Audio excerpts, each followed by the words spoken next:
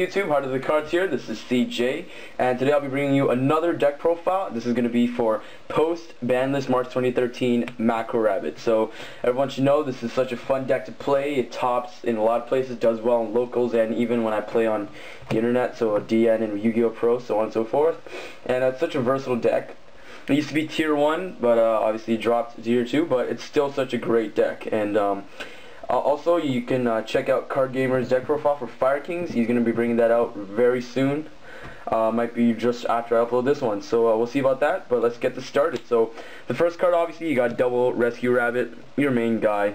He's what's going to bring out your vanillas, and then you're going to go into your Elvazar, Logia, or Dalka, and that'll be like a first turn thing. It'll be really awesome, and you can prevent your opponent from doing much from there on. So Rabbit's a great card. Next, you got your Tour Guide engine. I only run double Tour Guide. Trust me, this is a lot more effective because that third target sometimes can be a dead draw. I know people that run the deck where they get two targets, Dark Resonator and Night Assailant. I think that's really dumb. You can draw into other things that are much better than the third target. Night Assailant's okay. I do side it. If you really wanted to put a Night Assailant, you can go ahead, but my engine is just Tour Guide into Tour Guide, and it works super. So next, I got Triple Guaiba. He's your second option to bring out your Elvazar or rank 4 Xyz. Basically, destroy an opponent's monster by battle, special summon a Jurak with 1700 or less, so that's obviously Guaiba into Guaiba. So what I like to do sometimes is, you know, when your opponent battles your Guaiba, you can lance their monsters, and the Guaiba will technically destroy their monsters, so you get special summon on their turn. So pretty awesome though. That's a pretty nice play on that. So next, you got your vanillas, Triple Sabersaurus, and I actually run double Cabazels because, I don't know, I just didn't think a third one would be good, and I don't like dead drawing into these normal monsters, so I figured that two Cabazels would be enough, especially since I can just easily go into double Logia just with these two, just to prevent from drawing them ever again. And Sabersaurus at 3 because it's 1900, so that's decent attack, so at least there's more firepower out of that instead of Cabazels. Obviously, there is a downside. You can run triple Cabazels, but I haven't. I think it's okay with this. I haven't had any issues. But yeah, obviously it would be an issue if you draw into both your Cabazels or one of them, even just one of them, and you can't do anything anymore because then you can only go for Sabersaurus. But that doesn't happen to me. That hasn't happened to me, so it's all good. But yeah, those are your vanillas. And next, you got two TKs. TKs is just obvious. Right now the meta is all special summoning and searching and stuff. Spellbook searching, everything, right? So Fire Kings as well to keep searching. So TKs, I main it for now. You can side it out if you really want to, but I personally think maining it is a really good choice. And the final monster in the monster lineup is Spirit Reaper. Great for stalling, save games for me multiple times. Just sitting on him for hours, days and days. So anyways, next for the Spell and Trap lineup, you got Triple Lance. That's a dress. That's kind of like a proxy because I don't have a third Lance, unfortunately. But obviously you run Triple Lance. Lance is great. Quick play, you can get it in at any time. And then obviously this can work both ways and help you in any way. Either drop your attack and be unaffected by spell and traps, or drop their attack so they can get their monster destroyed. So Lance is pretty much the main spell card in the deck that you want to play.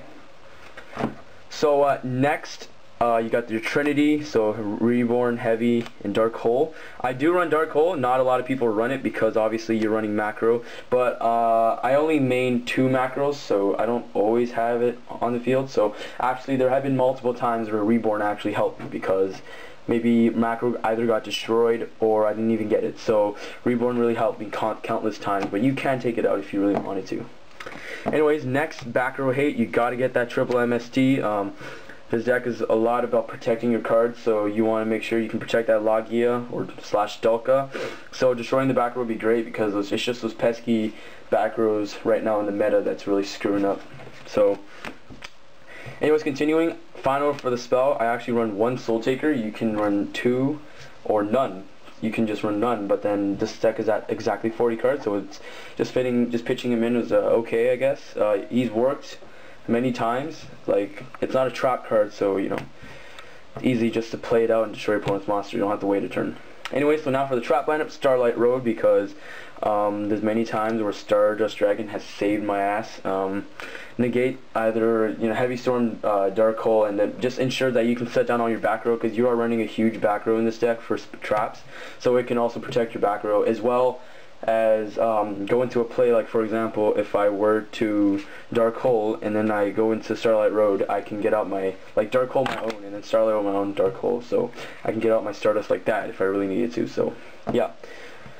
So next, the whole reason why it's called this, you got double Cosmos. So I'm citing one other Cosmos just in case, but 2 Cosmos is great. Obviously, is main reason why it's called Macro Rabbits. Anything that sends your graveyard is banished instead. But this really hurts a lot of the meta. For example, Mermails. This rips Mermails in half and shits on their day. So yeah, but basically that's what Cosmos is. Oh yeah, Dark Worlds as well. Really hurts Dark Worlds. Alright, so next, double Bottomless. This is obvious.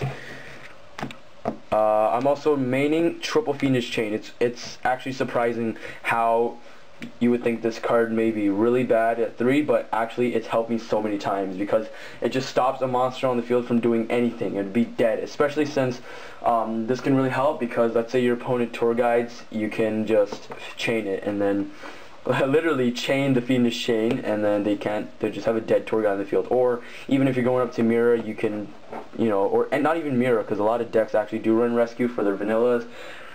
You can just Fiendish their vanilla, and not vanilla, Fiendish their rabbit, and then they have a dead rabbit with like 300 attack on the field. So yeah. Next, obviously you got double D-Prison. D-Prison, that's a given.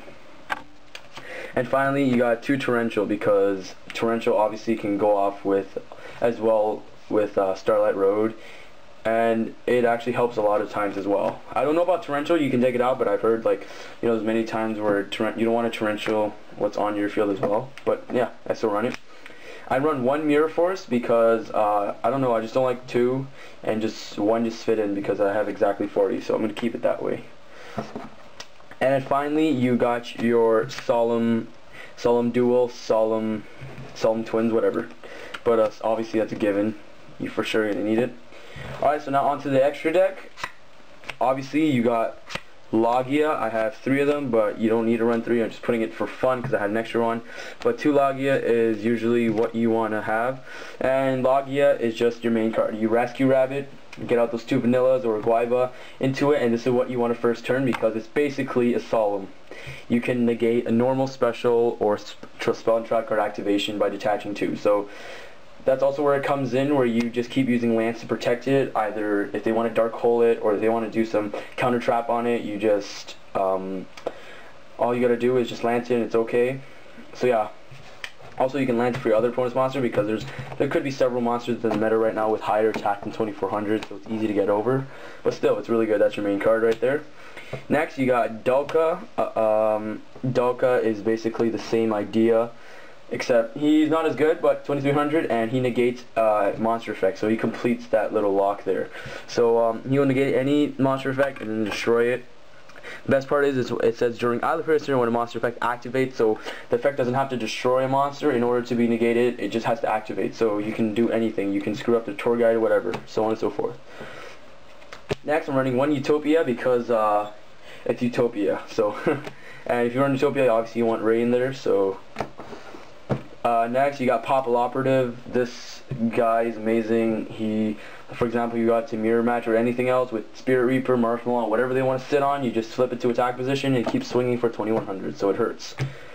Next, Roach. Roach is not really needed, but he's another rank 4, negate those special summons, level 5 or higher. Black Ship of Corn, obviously this helps so much just to remove a Zen mains or anything else like that. Cowboy, because it wins you games, burn, or 3000, doesn't matter. Shockmaster, because he's amazing. Do I even need to explain Shockmaster? Maestroke, great card, Book of Moon, and protects itself from being destroyed as well, so awesome. And next, Levier. So Levier is one of the pretty much the main plays. So what you want to do is, let's say I have Rabbit. So I Rabbit, it's banished, right? So I think this is already a given since you should know what Levier does. So basically, Next time you get it to when you draw into your tour guide, you bring back Macro Rabbit, and hopefully you didn't use your vanillas yet, and then Banish Rabbit again, and you'll have 3 monsters on the field. And you know, for example, I could have double Logia and Levier, so that's a lot of swing damage. You'll get a lot of damage off that. So Levier opens for a pretty awesome play off that. So yeah, obviously you want to run Levier. And next you got Zen Mains. Obviously Zen Mains, it's just Zen Mains, like it saves you games as well. Next, Leviathan, because it's the best 2500 swinger ever, rank 3.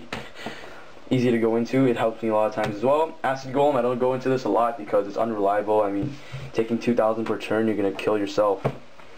Zenmite, I don't even know why this is in here actually, but Gemnite Pearl, this guy's great. 2600 attack, he gets over most cards nowadays, so he's a great, and he's easily gone into with rank 4, so yeah, level 4, sorry. And finally you got Stardust, because obviously you have Starlight Road. Alright, so now I'm going to talk about the side deck. I have a double Fossil Dyna. By the way, when I say side deck, I'm not like talking about like exactly 15 cards. It's just cards you can put in potentially that will help this deck. So double Fossil Dyna disables special summoning. When it's flipped, destroy all special summon monsters. So this is for the metas. So I usually replace a Cabazils with this or something like that. Next, you got double Snowman Eater. Itself, it's really great, 1900 defense, but this is obviously mainly for mirror match. Mirror match gets really annoying. Nidustan, like I've talked about previously, just that third target. You could also have Dark Resonator, but I don't side it at all. That final Cabazils, obviously, if you want to run 3. Triple Cosmos, obviously you're gonna main 3 Cosmos if you're playing against a Mermail, Dark World, whatever graveyard reliant deck. Usually Cosmos screws up even just a bit, screws up every single deck, so it's all good. Two's enough. Second Mirror Force, just in case I wanted to, and Compulsory because it's not that good this format, but it could be useful later, so I don't know. Just gonna keep that in there. Whoops, dropped the card, sorry about that. And next you got Double Nobleman. He's pretty nice just for disabling the set card. Sometimes it can be annoying. Prohibition, it's pretty nice. It disables whatever card you want to screw up that's on the field. Dust Tornadoes because it's like an MST. And finally Mind Crush because in this format there's a lot of cards that are required searching out. So you know, when your opponent searches out that Megalo, you just go nope, Mind Crush, and there goes their Megalo that they just searched out. So Mind Crush actually helps multiple times. Alright guys, so that comes to the end of this deck profile. I hope you enjoyed it. Like always, if you did, rate, comment, subscribe, do all that good stuff. And this is CJ signing out.